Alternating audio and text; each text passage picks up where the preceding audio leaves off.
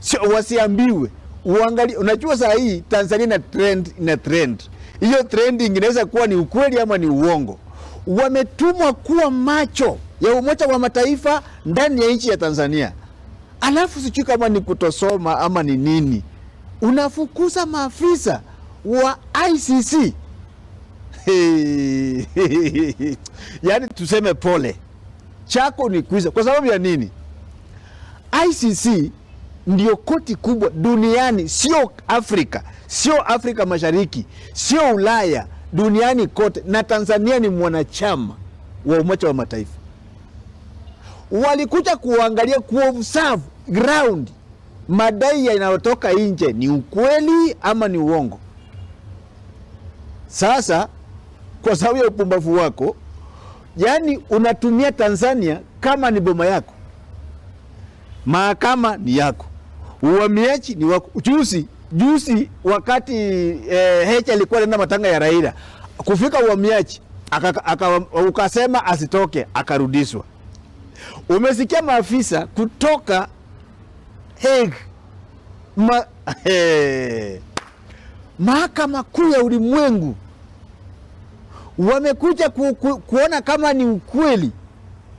Umeua, umesika mwenyewe, unafanya matanga ya wana wa watu wenzako, unafanya matanga peke yako ya wamama wenzako, unafanya matanga peke yako ya watoto wa majirani wenzako, unafanya matanga mwenyewe ya wananchi wa nchi ya Tanzania peke yako. Alafu kama kuna makosa umefanya, usifikirie ICC ni kama wa Tanzania. Usifikirie ICC ni kama Tanzania. Maana Tanzania umeikocholea yote. Mahakama ni machawa wako, tume ya uchaguzi machawa wako, jeshi la polisi machawa wako, uhamiaji. Watu wanafanya katika kiwanja cha kimataifa cha ndege ni watu wamesomea aviation, wanaelewa sheria. Sasa mama umewateka, kama kuna makosa umefanya utakuja kuregulate. Kwanza wamefika Tanzania, wameshuka ndege, wamepokelewa vibaya. Kitu ya kwanza, wamepokelewa vibaya, wamekuwa pinyi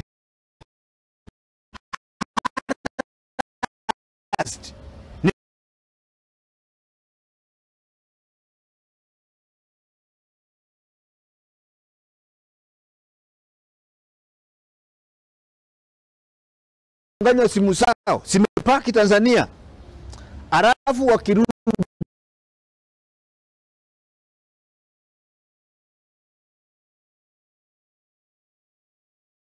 wakirudi vile wameenda, wataandika ripoti gani? Saa hii ripoti wamerudi nayo huko katika Hague, mahakama kuu ya ulimwengu yenye haina ujinga, haina uchawa. Unajua we mama, umesoea mahakama za Tanzania senye siko na uchawa. Ukisema kitu wanasema hiyo ndio wanafanya. Funga fulani, hiyo ndio wanafanya. Wanasema teka fulani, hiyo ndio wanafanya. Unasema huyo awekwe ndani asitoke, hiyo ndio wanafanya. Vile mmefanya Tundu Lissu. Mahakama kuu sio kama Tundu Lissu. Mahakama kuu sio kama kina Heche. Mahakama kuu sio kama Humphrey Polepole. Ile ni mahakama kuu. Itakuja ikuchote kama kifaranga, mwele na chota kifaranga. Kwi. Paka wapi? Paka Hague. Hao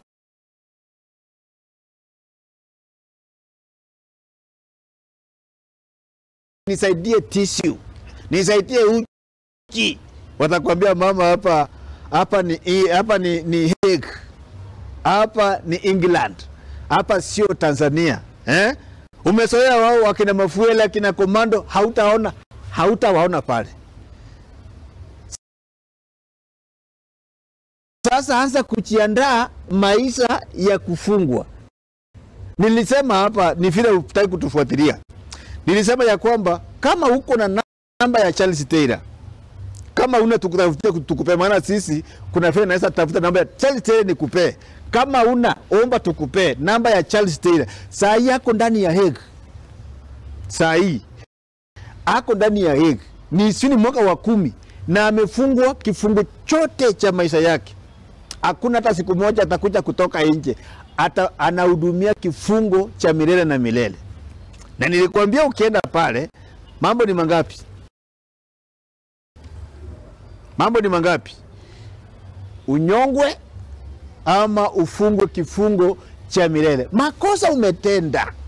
Makosa umetenda. Afadhali ungeacha wale maafisa waingie nchi ya Tanzania. Uwaongeleze vile utawaongezwa wapembele. Nimesikia saa hii umeanza kutetemeka. Umeona sasa kumeanza kuwaka. Umeanza kuwaka. Umeanza kusema sasa viongozi wa upinzani wacha tuongee. Ulikuwa wapi kutoka nyuma wakati tunakuambia mbele kitasaliwa nini? Mbele kitasaliwa nini? Tulikuonya. Ulionywa na ulimwengu, sio Kenya, sio Tanzania, sio watu wa mbali, sio wa Marekani, sio England, sio South Africa, sio Dubai. Ulionywa, lakini we ni sikio la kutosikia dawa, ni sikio la kukufa. Tukakuambia mama, wacha mambo mingi, waachilia Tundu Lissu. Tundu Lissu ni baba ya watu, ni mume wa watu. Hebu niambie, mke wa Tundu Lissu amekaa bila mume karibu miezi 7 yote. Mama bwanaka achakufa, yeye sio mchane, analala kitanda peke yake, anapigwa na baridi. Wewe unasikia sawa, maana mko na Kikwete na bwana yako sio yako wapi? Mke wa mwenyewe anakaa kama anaishi maisha ya uchane na bwana yake akiwa hai. Eti makosa ni kufanya kazi yake ya upinzani. Watu sahi wanalia, kuua watu 10,000. Kuua watu 1, 2, 3, 4, 1,000, 2, 3, 4, 5, 9,000, 10,000. Watu 10,000, watu wa nchi yako. Watu wa kuchenga nchi yako, na wengi wao ni vijana, wako na nguvu, wako na vision, wako na maono. Watu wasomi kuliko wewe. Yaani makosa ulifanya ni kuua akili, iko na masomo, iko na maono, iko na akili kuliko wewe. Kwani wasomi walikukosea wapi? Haya, mbona watu wakiuawa Tanzania, mbona wauawi Zanzibari, wanauawa Tanzania, Tanganyika bara? Mbona kwenu Zanzibari huko watu hawana? Kwanza nilisikia ile clip, niliona watu kutoka Zanzibari ndio wametoka Zanzibari, wamekuja kufuka, wamekuja Tanganyika bara, wanaua wa Tanganyika bara. Kwani unataka kuleta uhasama kati ya Zanzibari na Tanganyika bara? Hebu niambie, umetoa watu kwenu Zanzibari, wamekuja ng'ambo hii kwa bara, kuja kuua wa bara. Unataka kuleta uhasama kati ya Zanzibari na Tanganyika bara?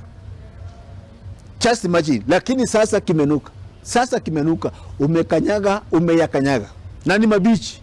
Umeyakanyaga na ni mabichi. Kufukuza maafisa kutoka ICC. Kutosoma kweli, utakuja kulani wasasi wako. Mbona hawakusoma? Ama labda walichukua shuleni, ukaenda kufanya umalaya, ukawacha masomo. Itakuja kukukosti. Kufanyia harassment maafisa kutoka ICC.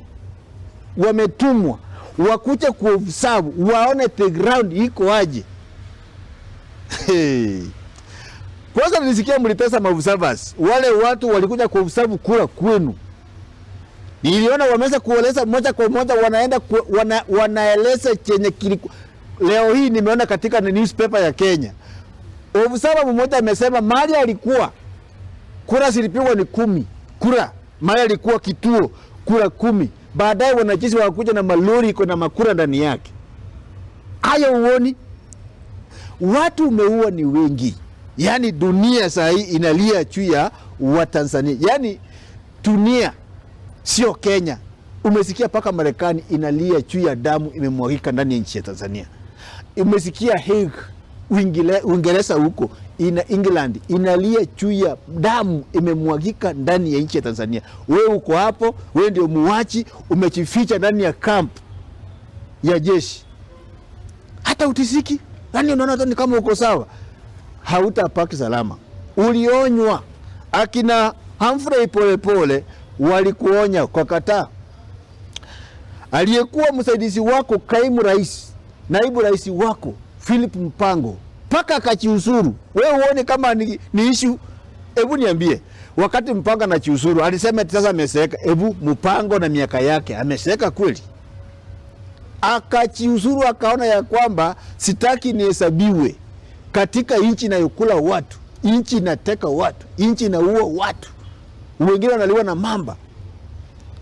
Isitoshe Humphrey Polepole akajaribu kukushauri ukakataa, akachiusuru. Uone kama kuna ishara mbaya. Akina Josephat Wachima wakajaribu kukuongeleza kama watu wasima, wasomi, wako na maono, wanaona mbali. Sikio la kukufa.